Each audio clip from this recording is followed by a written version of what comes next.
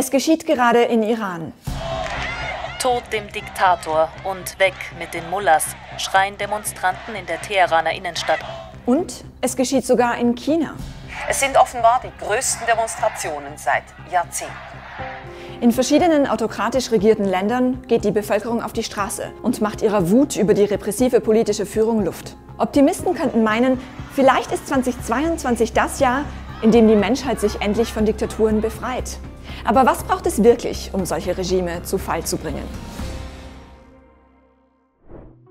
Historisch gesehen fallen die meisten Diktaturen durch einen Putsch oder einen Machtwechsel an der Spitze. Doch in den letzten Jahrzehnten spielen Massenbewegungen eine immer größere Rolle. Wenn man sich diese Massenbewegungen genauer anschaut, fällt etwas Spannendes auf. Wie friedlich eine solche Bewegung ist, beeinflusst maßgeblich deren Erfolgschancen. Die gesamte Forschung hat bisher gezeigt, dass friedliche Aufstände, Massenbewegungen, dass die eine viel höhere Wahrscheinlichkeit haben, so ein Regime zu stürzen.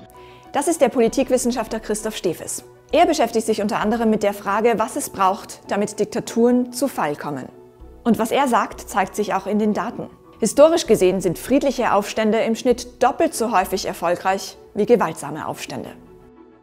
Wenn es dann tatsächlich zum bewaffneten Widerstand kommt, dann erhöht das vielmehr die Möglichkeit des Regimes, den Widerstand, also die Repression auf die Bevölkerung, rechtfertigen. Geht ein Regime gegen friedliche Zivilisten oder Bewegungen gewaltsam vor, dann schafft es Märtyrer, so wie im Fall Mahsa Amini. Vergangene Woche wird sie von der sogenannten Sittenpolizei festgenommen, weil sie ihr Kopftuch nicht streng genug getragen haben soll.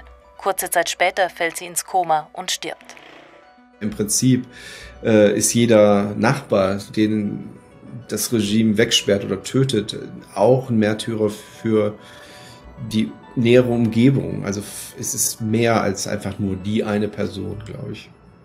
Der zweite Faktor, durch den eine Diktatur Stabilität verliert, wenn die Legitimation des Regimes wegbricht. Das sieht man derzeit etwa in China. Dort hat die Bevölkerung die Repressionen lange hingenommen, weil sie im Gegenzug vom starken Wirtschaftswachstum profitieren konnte.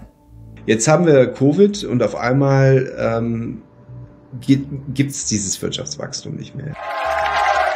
Unprecedented protests are spreading throughout China and now into Hong Kong in the biggest show of opposition to the ruling Communist Party in decades.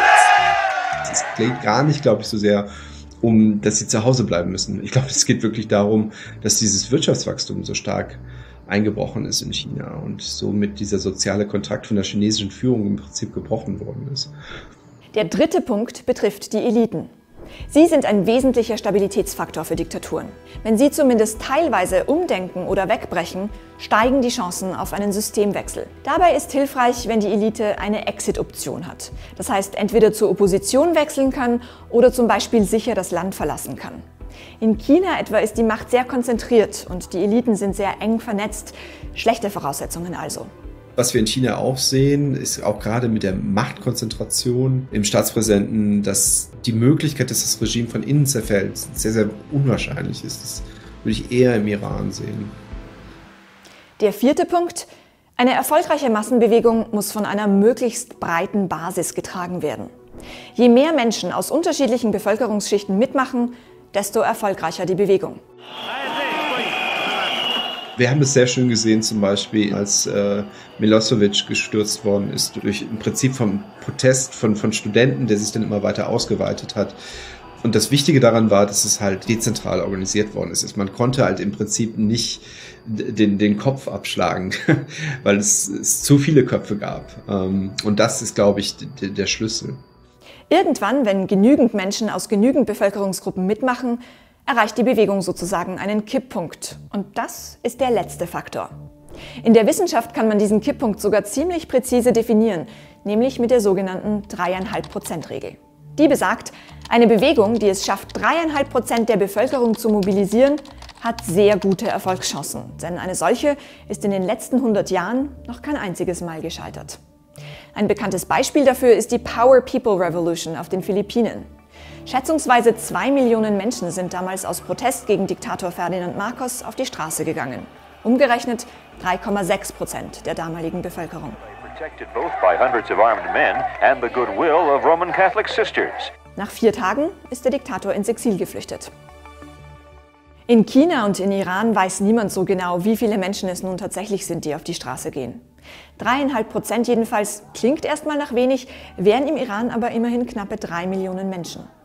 Wenn Protestbewegungen also tatsächlich zu einem Systemwechsel führen, dann in den meisten Fällen dank eines Zusammenspiels dieser 5 Faktoren: Friedlichkeit, Legitimationsverlust, Umdenken der Eliten, breite Basis und Kipppunkte.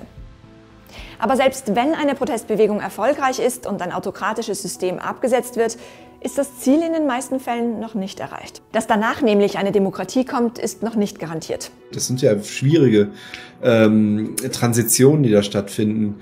Die führen erstmal nicht dazu, dass es den Leuten um den Gesser geht. Es dauert 10, 20, 30 Jahre, bis die Demokratien ihre positiven Wirkungen zeigen. Und dazwischen sind Demokratien relativ anfällig auch für einen Rückfall zur Autokratie. Was das für Länder wie China oder Iran wirklich bedeutet, ist trotz allem schwierig einzuschätzen. Die Pressefreiheit ist dort so stark eingeschränkt, dass unklar ist, wie groß die Erfolgschancen der Aufstände wirklich sind. Mein Name ist Amita Pressel und ich habe gemeinsam mit meinem Kollegen Pascal Burkhardt dieses Video recherchiert. Falls Sie an politischen Themen Interesse haben, haben wir noch weitere Videos für Sie, zum Beispiel dieses hier.